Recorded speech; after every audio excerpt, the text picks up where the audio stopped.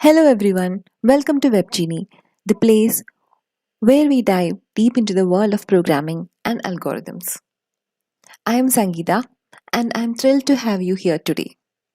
I have been a software developer for around 8 years and I have the privilege of working on various projects that rely on algorithms and data structures.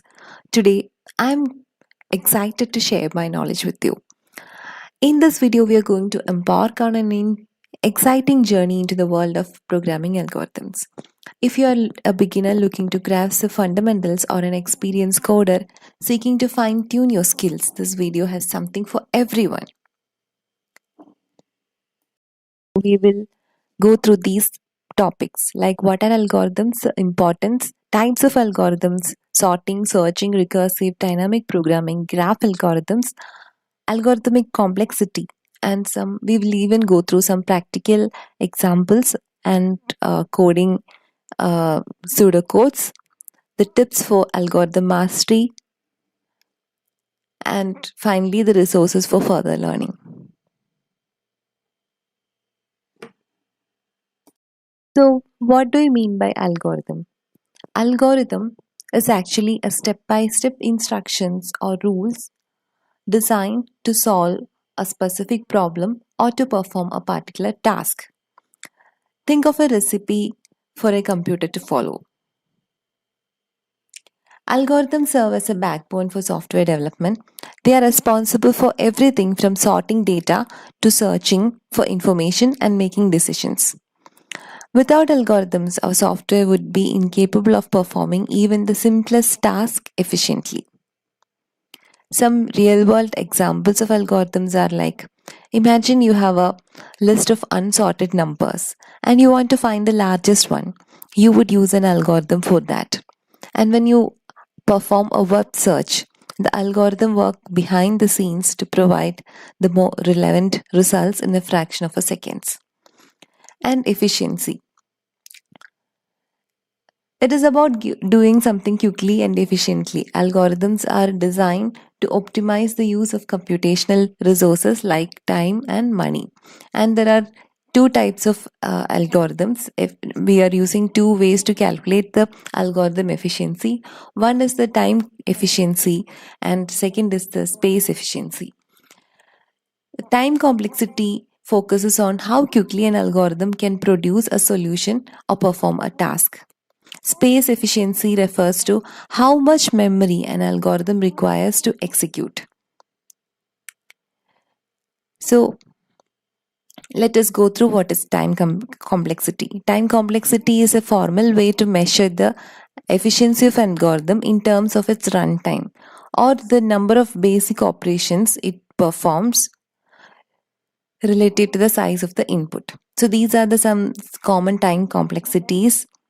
Order of 1 is the one having the smallest amount of time. Next comes order of n login, then order of n login or the linear arithmetic time, order of n square, the quadratic time, order of 2 raised to the power of n, exponential time, and order of n factorial. The order of n factorial takes the most time and it has got the highest complexity. And there are different types of algorithms: sorting algorithms, searching algorithms, recursive algorithms, dynamic programs, and graph algorithms. The algorithms that we are going to see in this video. Sorting algorithms is how we are going to sort a set of items in a data structures, in a list or in an array. Searching algorithm is we are given the key and we will search a given structure to identify if the element is present there. And recursive algorithms are those which call themselves with modified inputs like Fibonacci sequence. We can do it with a recursive concept. And dynamic algorithm or programming is a program solving techniques that involves breaking down problems into smaller subproblems. In real world problem, a knapsack problem can be solved using this dynamic programming technique. Next comes the graph algorithm. BFS, or the breadth first search, and depth first search are the fundamental graph algorithms. So first we will go through the sorting algorithms. One of the most popular sorting algorithm we have is the bubble sort. So it repeatedly goes through a list, compares the adjacent numbers and swap them as if they are in the wrong order. So that is how a bubble sort works. The pass through the list is repeated until no more swaps are needed. Bubble sort is not very efficient. The worst case complexity of the bubble sort is n to the power of 2. So let us go through the pseudocode. First, we are getting the number of elements in the array, and while uh, putting a loop, we are keeping a flag swapped equal to true first, and inside the loop we are resetting the flag. Now inside this we are going to add through two loops.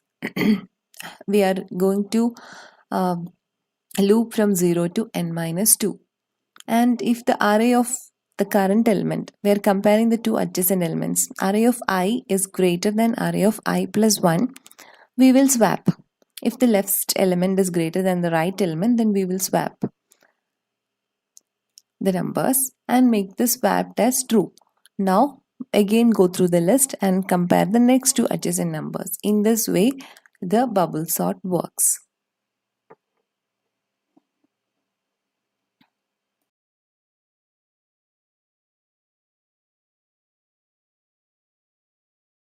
Algorithm which we are going to see in today's video is the selection sort.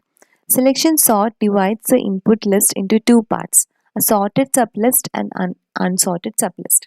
And it repeatedly selects the minimum element from the unsorted sublist and move to the end of the sorted sublist. So this is how selection sort works. Selection sort has a time complexity of order of n square. It makes inefficient for large data sets.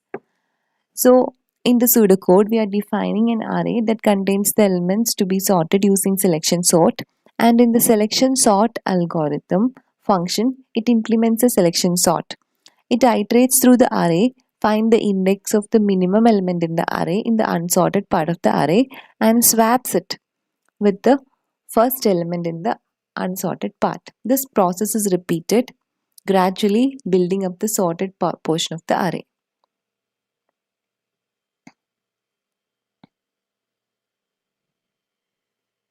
Next comes the insertion sort. In insertion sort, builds the final sorted element one item at a time. It takes the element from the input list and inserts that in the correct position in the sorted part of the list. Insertion sort is efficient for large lists, but like the other sorts, it is not so efficient with large data sets. So we are declaring array as the input to be sorted. N is the number of the elements in the array. In the outer for loop, it iterates through the elements from left to right, starting from the second element in the index. And it is used to store the elements that is being considered for insertion into the sorted part of the array. And there is a separate while loop which is used to find the current position within the sorted array. J is initialized to I minus 1, representing the last element of the sorted part of the array. While loop continues as long as j is greater than or equal to 0.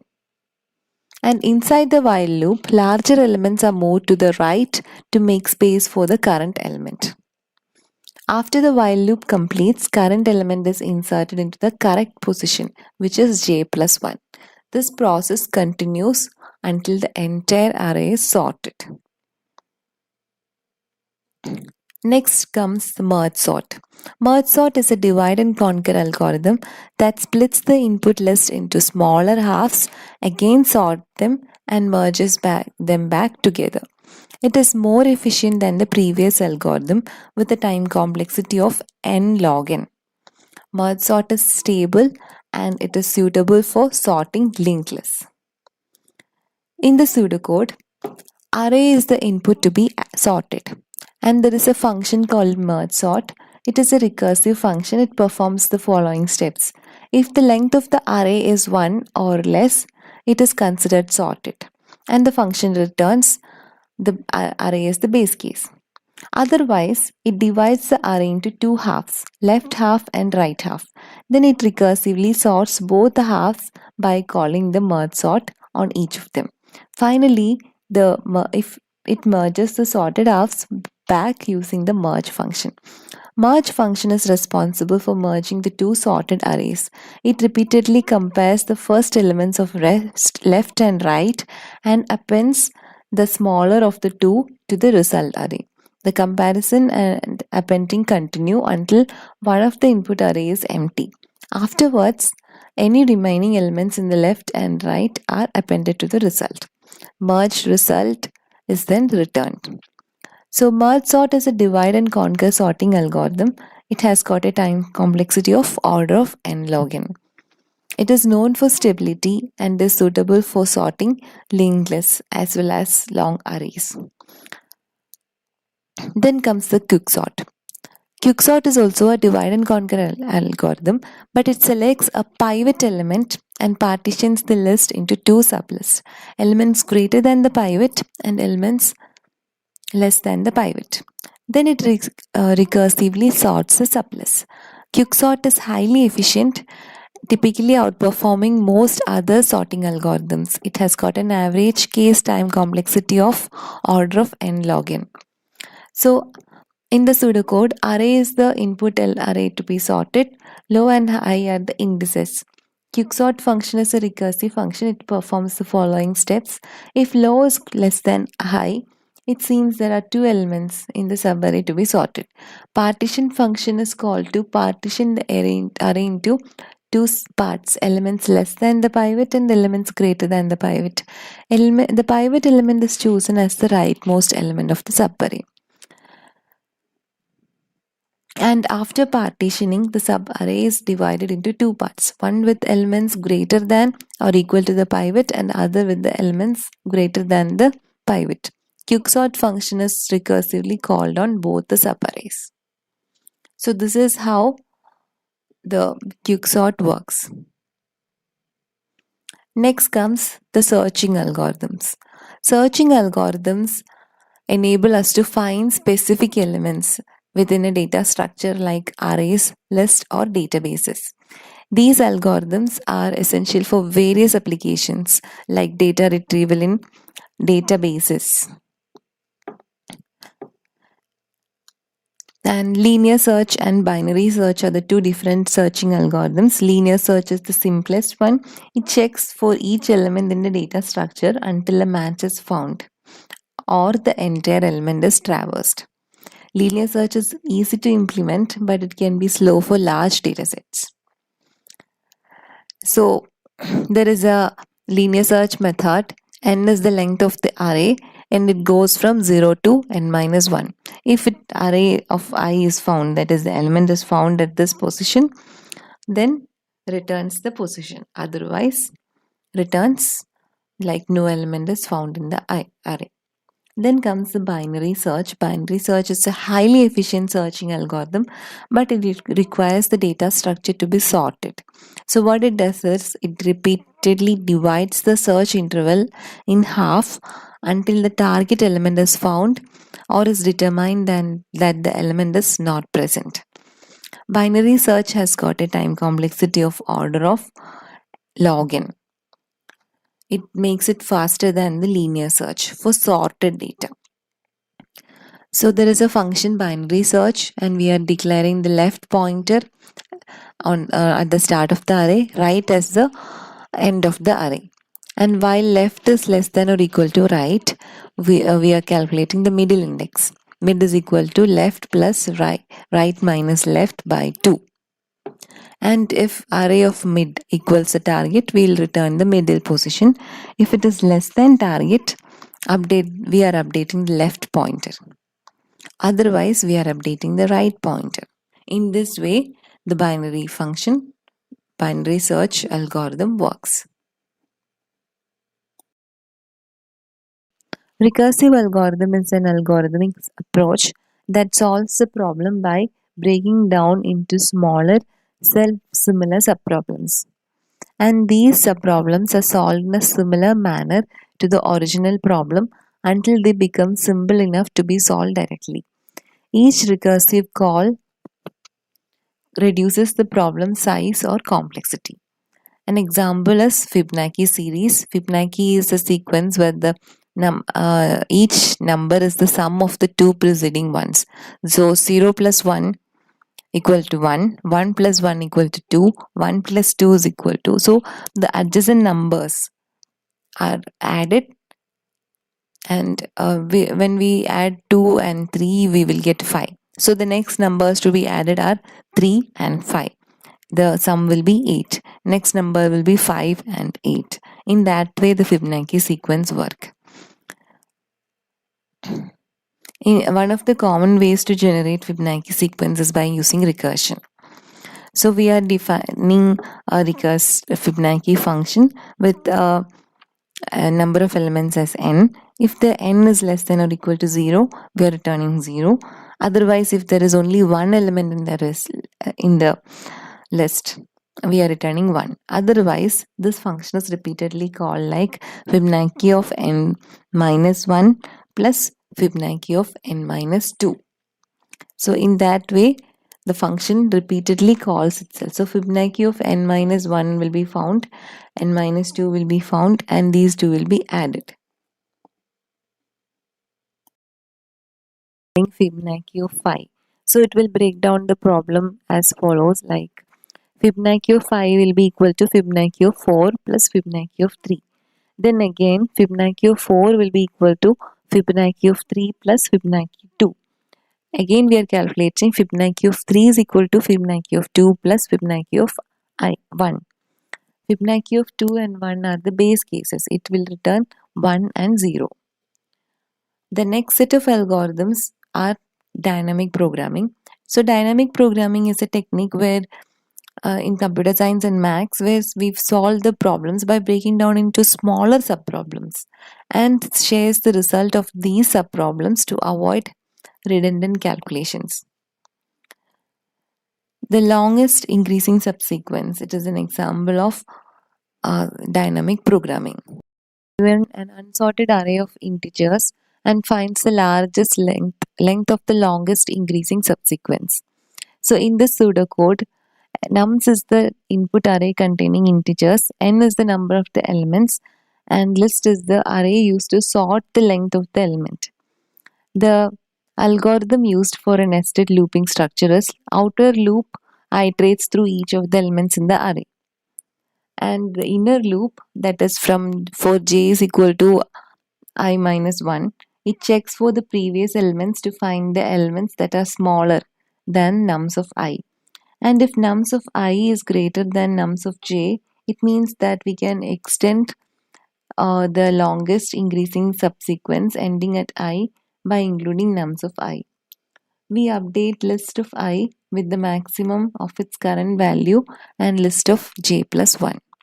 After the loops, we find the maximum value in the list array, which represents the length of the longest increasing subsequence.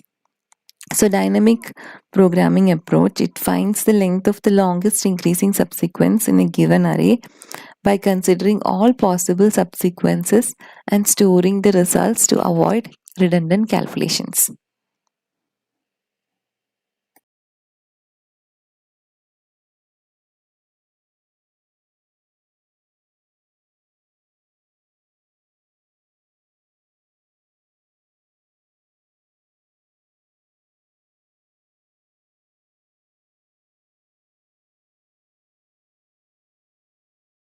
Of algorithms which we are going to discuss is the graph algorithms.